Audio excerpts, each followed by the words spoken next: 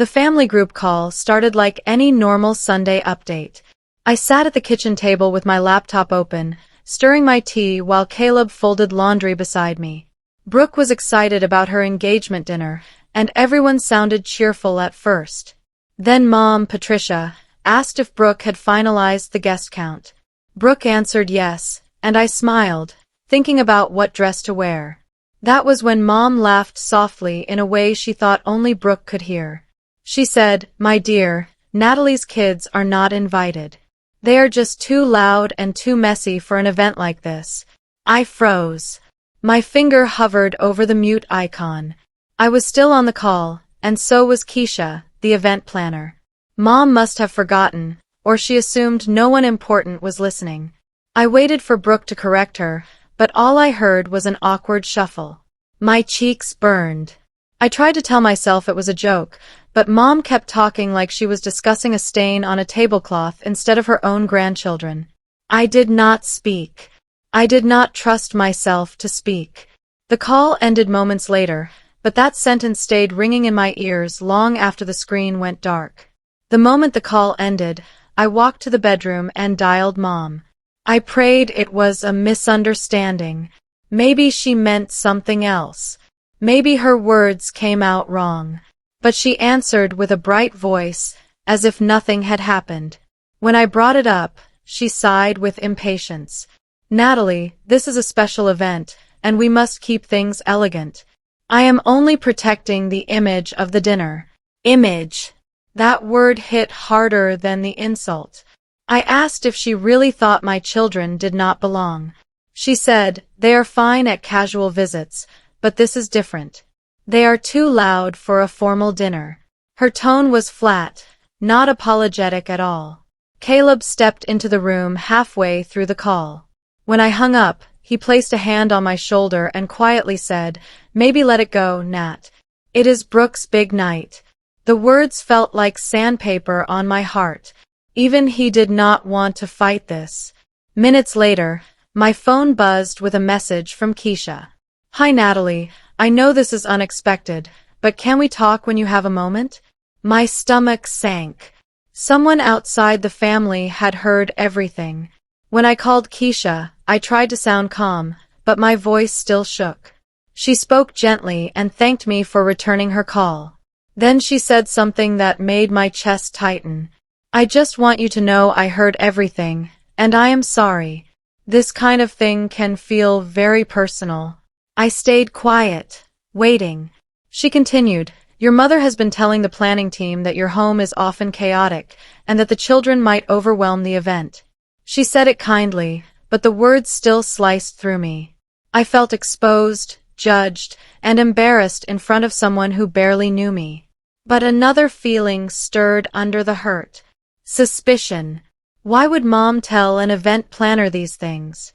Why was she painting a picture of me as someone who cannot manage her own household? Before I could ask, my phone chimed with a text from Brooke. It said only, "Please do not react yet. I will explain." My heart squeezed. That did not sound like comfort. It sounded like a warning. I thanked Keisha for her honesty, though embarrassment made my throat tight. Something deeper was going on, and I feared Mom had been telling more stories than I realized. Brooke finally called that evening. Her voice shook the moment she said my name. She told me the real reason Mom was acting this way. It was about impressing her future in-laws. They came from a wealthy family who cared a lot about reputation and neat appearances. Mom wanted everything to look perfect, and in her mind, perfect meant polished, quiet, and controlled. I listened as Brooke said Mom had been presenting me as the messy sibling for months, the one who struggles, the one who brings noise and unpredictability. I swallowed my hurt, but it felt sharp. Brooke whispered, "I am so sorry. Mom wants to build an image for Teresa, and she thinks pushing you aside makes everything cleaner." She begged me to let it go until the engagement dinner was over. I asked her one thing. "Do you believe her?" Brooke hesitated for a long moment before saying no. She said she knew my children were sweet, and she knew Mom's obsession with image sometimes went too far. but she sounded trapped, trying to balance loyalty and guilt. In the end, I told her I would not create drama before her event. I meant it, but my heart ached as if it had been squeezed by its edges. 2 days later, I met Teresa for coffee. I had suggested it gently, wanting to clear the air without dragging Brooke into another emotional storm. To my surprise, Teresa arrived cheerful and open, with a warm smile that did not match the cold picture Mom had drawn. She asked about my children right away. I told her their names, their ages, and how much they loved drawing and building little forts in the living room. She laughed softly and said children bring joy to any family moment. She seemed confused, almost disappointed, when I mentioned they were not invited. She frowned and asked, why would anyone exclude their own grandchildren from such a special night? I stared at my cup, unsure how to answer without throwing Mom under the bus. That was when I realized something important. Mom had told all of us different stories. She had shaped versions of me to fit whatever audience she wanted to impress. It was more than a mistake. It was intentional. As we stood to leave, Teresa touched my arm and said, I hope to meet your children soon. They sound wonderful. Her kindness was a soft place to land, but it raised an even bigger question. What had Mom been saying behind my back? When Mom heard I had coffee with Teresa, she called me before I even got home. Her voice came through sharp and cold. She demanded to know why I had gone behind her back. She accused me of trying to ruin Brooke's engagement and of stirring tension where there should be joy. I stood in the kitchen, holding the phone to my ear while my children colored at the table. I said calmly that Teresa was kind and only wanted to understand the situation. Mom snapped, why would you talk to her about family matters? You always need attention, Natalie. Her words hit me hard. I breathed slowly, trying not to let anger take over. I told her I only wanted truth and inclusion. I said I did not want secrets or false stories about my kids. Mom hung up without saying goodbye. I lowered the phone and turned around. Caleb was standing in the doorway. By the look on his face, I knew he had heard everything. After a long pause, he walked toward me and said he needed to tell me something he should have said months ago. I felt the ground shift under my feet. Whatever he was about to share would change the way I saw this entire situation. Caleb took my hand and led me to the couch. His face looked tired, almost ashamed. He told me that months earlier, Mom had hinted that our children's behavior was hurting the family reputation. She had told him that the little ones were too wild and that I seemed overwhelmed as a mother. She asked him to encourage me to be more polished around others. I stared at him in disbelief. He said he thought Mom was only stressed or worried, so he did not push back as strongly as he should have. He had kept it quiet, hoping the issue would fade. But now he realized his silence had made me stand alone in something I did not even know was happening. My heart cracked a little. I felt betrayed, not because he meant harm, but because the one person who promised to stand beside me had stayed quiet when I needed him most.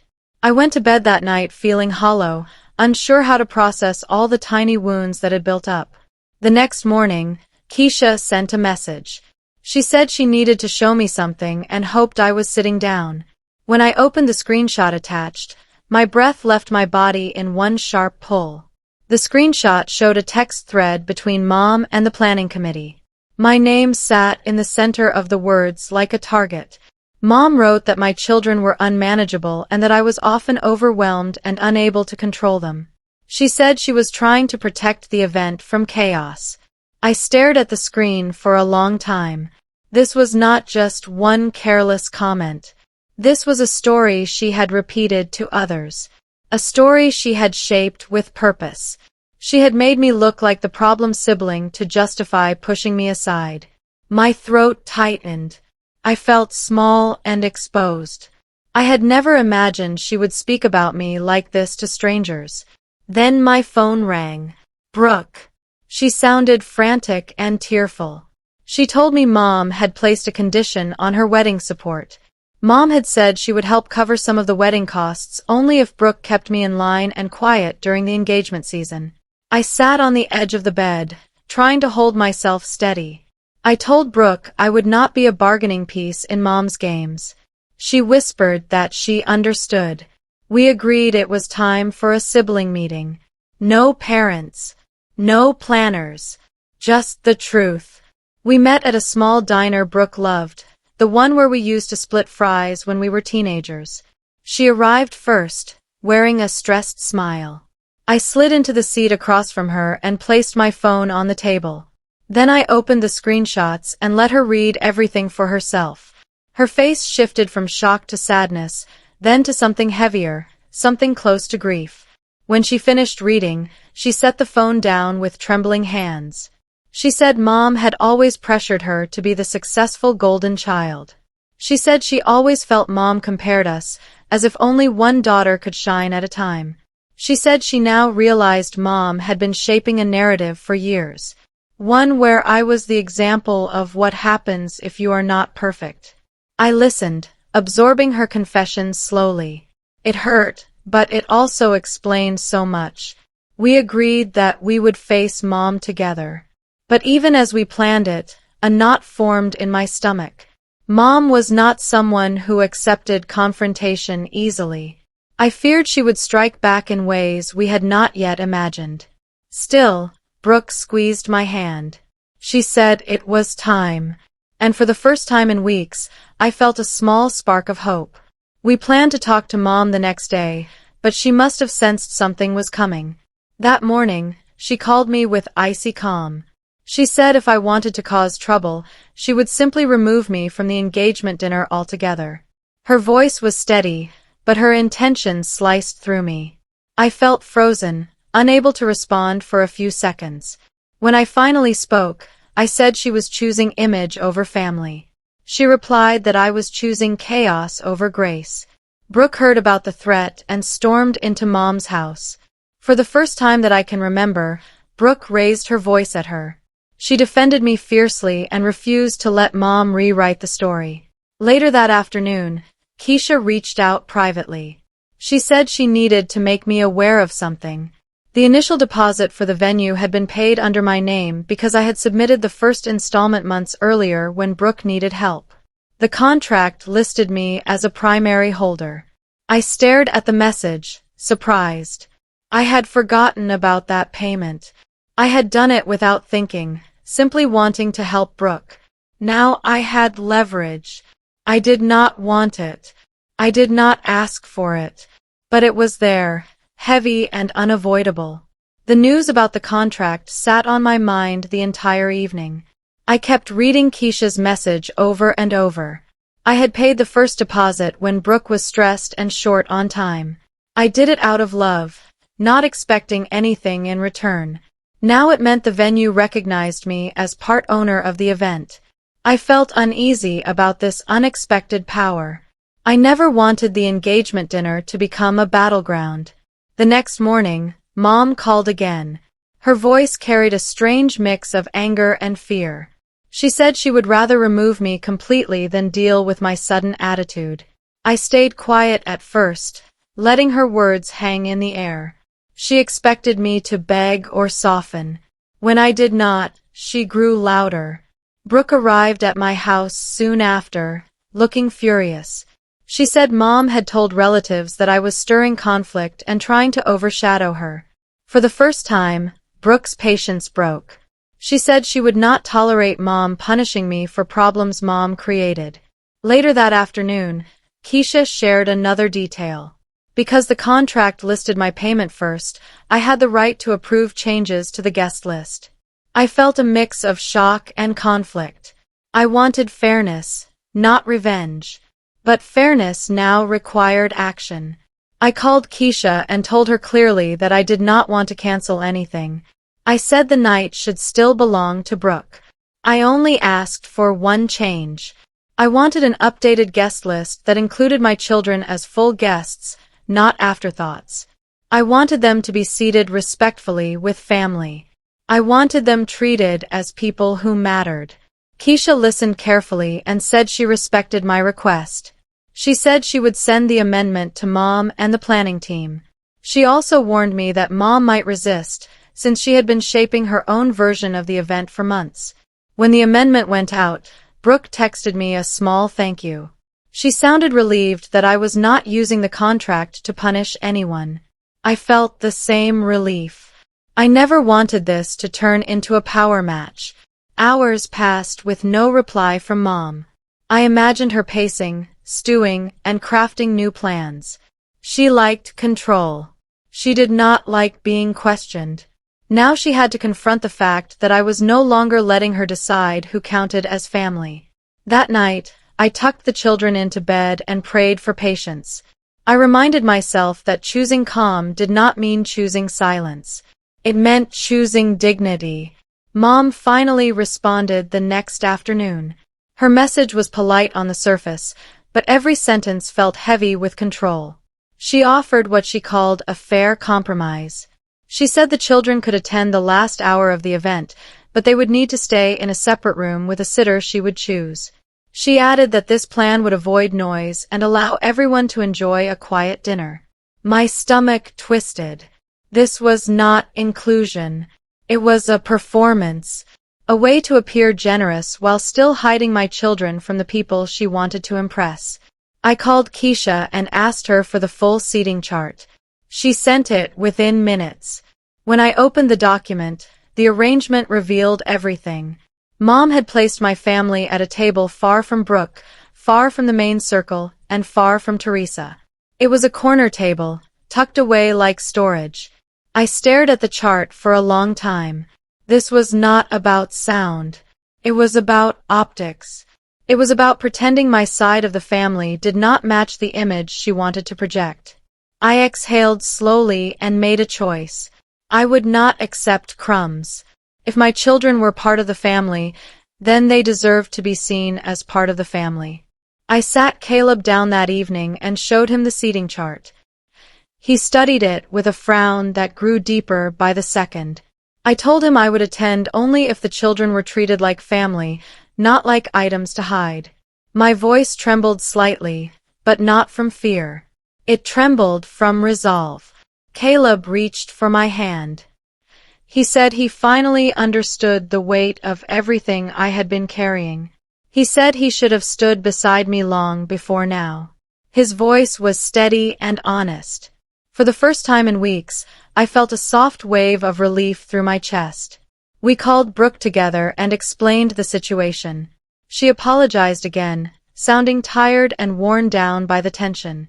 She said she wanted everyone included and did not understand why Mom insisted otherwise. She also said she would support whatever decision I made. I then sent Mom a calm message.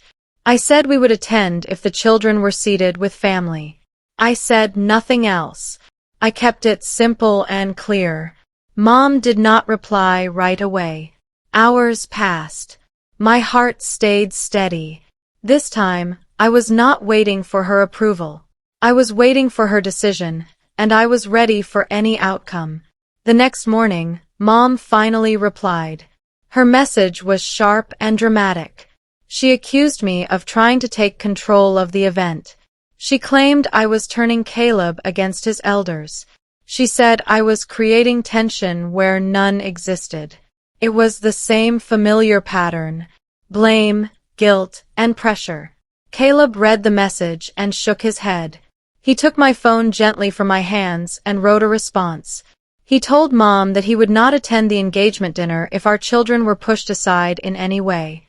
He said our kids deserved respect. He said this decision was his, not mine. A thick silence followed. Mom did not reply. She had pushed him for so long that she never expected him to stand firm. For the first time, she had to face both of us speaking with one voice. Even though tension still swirled around the event, I felt something shift inside me. A small opening where relief could breathe. Caleb stood beside me now. Brooke understood the truth. And the engagement dinner was very close. Whatever happened next would set the tone for our family future. I felt fear, yes, but also strength. I was no longer alone in this fight for simple respect. 2 days before the engagement dinner, I invited Brooke, Teresa, and a few close relatives to a casual afternoon at the park. I wanted something light and natural, far away from planning tension. Caleb packed snacks, and the children carried coloring books, soft toys, and their small picnic blanket. The sun was warm, and the air felt calm, like the world had paused long enough for us to breathe. The kids settled under a tree near us and began to draw. They were quiet, focused, and full of gentle joy. Brooke watched them and smiled, almost in surprise. She said she forgot how sweet they could be when they had space and peace. Teresa joined us with warm greetings and a small bag of cookies for the kids. She sat on the bench next to me and asked about their drawings, giving them soft praise. Everything felt simple and kind. Then I saw Mom. She walked across the grass with a stiff expression, as if she had come to inspect something. She had not been invited, but she came anyway. She watched the children with a hard stare, waiting for them to make a mistake. I felt my chest tighten, but I stayed calm. The truth would reveal itself soon enough. Mom stood near the children and began pointing out little things in a sharp tone. She said one child should sit straighter. She told another to hold the crayon gently or it would break. She gave long instructions that had nothing to do with the moment. She kept trying to catch them in some kind of misbehavior, but the kids stayed calm. They kept drawing quietly as if her voice floated at the edge of their world. Teresa watched the whole thing with raised eyebrows. After a few minutes, she stepped closer and asked Mom softly why she seemed so tense when the children were being perfectly polite. Mom stiffened. She said she was only trying to keep order. Teresa replied that the order was already present. Her voice was gentle but firm, and I saw Mom's confidence shake for the first time. Brooke walked to my side and whispered, "She is losing her story." I felt both sadness and relief. Mom had spent so long trying to prove a point that she forgot the truth does not bend forever. When we were ready to leave, the kids waved goodbye to everyone. They had behaved beautifully without trying. They simply were themselves, and that was enough to show the room who they truly were. After the park gathering, Teresa asked Brooke if they could talk alone. They walked to a quieter part of the park while I packed up the toys with Caleb. When Brooke returned, her eyes were wide with surprise. She said Teresa believed it was wrong to exclude children from a family celebration. She said family milestones should include all loved ones, especially the little ones who give life to the moment. I felt warmth fill my chest. Teresa was not just polite. She understood, and her voice carried weight that Mom could not brush aside. But the peace did not last long. Later that evening, Keisha called with uneasy news. Mom had contacted the planning team again. She told them she wanted my name removed from all event documents because she felt it created a power imbalance. She said she wanted full control over the final plans. Keisha explained that the contract could not be changed that way without full review. She also warned me that Mom seemed ready to create a public narrative, one that painted me as difficult and dramatic. I closed my eyes and took a slow breath. I felt the old ache return, but now it met a stronger part of me, a part that refused to shrink again. The next morning, I found out Mom had posted something online. It was a short message that spoke about protecting peace from disruptive relatives. She did not use my name, but everyone in the family understood who she meant. Some relatives sent me messages asking if everything was all right. Others stayed silent, waiting for drama to unfold. My hands shook for a moment. I felt hurt, but I did not want to answer with anger. I wrote a calm statement and posted it. I said family should be built on inclusion, love, and understanding. I said children learn respect when they feel they belong, not when they are pushed away. I did not mention Mom. I did not mention conflict. I spoke only about values. Brooke called me right after. She said my message was strong, gentle, and full of grace. She also said several relatives reached out to her, asking why Mom had been acting this way. Later that afternoon, the family elders called a meeting. They wanted to settle things before the engagement dinner. I walked into that meeting expecting pressure to stay quiet. Instead, something very different happened. Someone finally spoke a truth that had been waiting for years. The meeting took place in Aunt Renee's living room. Several relatives sat around the space, looking tired and anxious. Mom stood near the window with her arms crossed. She looked ready to defend herself before anyone even spoke. The elders asked me to explain my side. I kept my voice calm as I described what had happened. I spoke about the comments, the seating chart, and the exclusion of my children. I showed the screenshots Keisha had shared. No drama. Only facts. Mom tried to interrupt, saying I was exaggerating, but the elders asked her to let me finish. When I was done, everyone turned to her. She lifted her chin and said she had only been trying to protect the family image. That was when Aunt Renee stepped forward. She said this was not the first time Mom had pushed family members aside to control how things looked. She shared examples from years ago. Times when she excluded other children for being too energetic. Times when she kept cousins away from gatherings because they did not fit her idea of perfection. The room went silent. Mom's face was drained of color. She tried to deny it, but the weight of truth was stronger than her words. The room stayed quiet after Aunt Renee spoke. I could feel the shift in the air. It felt like someone had opened a window in a stuffy house. Mom tried to steady herself. She lifted her hand as if to wave the truth away. But the elders had heard enough. They asked her why she felt the need to control everything, even at the cost of hurting family. Mom looked around the room and saw that no one was rushing to defend her. Her voice cracked a little when she said she only wanted everything to look beautiful for Brooke and her future in-laws. She said she felt judged before anyone had even met her. Aunt Renee shook her head. She said beauty without kindness does not last. She said a family held together by fear will crumble. I sat on the edge of the couch, hands folded in my lap. I expected to feel anger, but instead I felt something softer. Maybe it was sadness or tiredness or both. I did not want to fight anymore. I only wanted my children to be seen as part of this family. For the first time, Mom's shoulders drooped. It was the look of someone who finally saw the cost of her choices.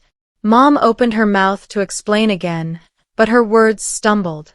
Several relatives shared their own memories of times she had pushed them aside. One talked about a wedding where she asked certain children to stay home. Another talked about a birthday party where she kept a cousin in a side room so the pictures would look cleaner. The more they shared, the more Mom's confidence faded. She tried to say it had all been harmless or misunderstood. But the stories were too clear. A pattern stood before her, and she could not sweep it away. I sat still, listening. I felt small waves of hurt rise and fall as I learned how long this had been happening. I was not the first person she had made feel less. I was simply the one who had finally said no. Mom pressed her fingers to her forehead. She said she never meant to be cruel. She said she only feared being judged by Brooke's future in-laws. She said she wanted everything to look orderly and perfect. The elders responded with simple truth. They said love is louder than appearance. They said children bring life to celebrations. They said pushing family away creates wounds that last much longer than a single night. Mom's lips trembled. The room waited. Mom finally sat down. She looked smaller somehow, like a storm cloud that had lost its weight. She said she had spent her life trying to look perfect because she feared people would see her flaws. She said the pressure grew stronger as Brooke's new future grew closer. She said she thought pushing anything messy away would protect the family image. I listened quietly. I understood fear. I understood wanting to look strong. But fear cannot excuse the choices she made. I told her gently that my children were not messes to hide. They were loved, smart, and full of joy. I told her they deserved respect. I told her I deserved respect too. Mom wiped her eyes. She said she wanted a fresh start but did not know how to fix what she had broken. I said we could move forward, but with clear boundaries. I said I would not accept judgment disguised as help. I said my children would not be excluded again. Mom nodded slowly. She did not argue. She did not push back. She simply accepted the truth in front of her. That moment felt like the first steady breath after a long climb. The evening of the engagement dinner arrived. The venue glowed with soft lights and warm music. I walked in with Caleb and the children beside me. My heart beat fast, but I held my head high. The new seating plan placed us at a table close to Brooke and Teresa. It felt right, like a small corner of the world was finally balanced. When Brooke saw the children, she knelt down and hugged them tightly. They smiled and handed her a small handmade card. Inside it, they had written a short message in their careful handwriting. It said they were proud of her and excited for her new adventure. The room softened around us. People smiled. Teresa wiped a small tear from her eye. Even some relatives who hardly knew my children bent down to admire their drawings. The children stood politely, speaking softly as they introduced themselves. For the first time in a long while, I felt seen. Truly seen. Mom stood across the room, watching everything quietly. Her face held a mix of regret and wonder. She looked at the children as if she were seeing them for the first time, not as problems but as people who brought light to the moment. The night felt warm, gentle, and whole. Near the end of the dinner, Mom stood and asked for a moment of attention. The room grew quiet. She turned toward me and the children. Her voice shook slightly as she spoke. She said she had made mistakes. She said she had allowed fear to guide her instead of love. She said she was sorry for the hurt she caused. Then she thanked the children for reminding her what celebration is really for. The children looked at me, unsure how to respond, so I nodded. They smiled shyly and waved at her. I stood and accepted her apology with calm firmness. I told her we wanted peace, but we also wanted respect. I said we could move forward only if she treated all of us as full members of the family. She nodded with real understanding. It was the first time she had listened without trying to explain or defend. Brooke stepped beside me and placed her hand over mine. She whispered, "Thank you for standing strong." Caleb squeezed my shoulder gently. The night ended with laughter, warm music, and the soft hum of peace finally settling into the room. My children fell asleep in the car on the way home. As I watched them in the rear seat, I felt a deep truth settle in my heart. Love is stronger when everyone is invited to the table.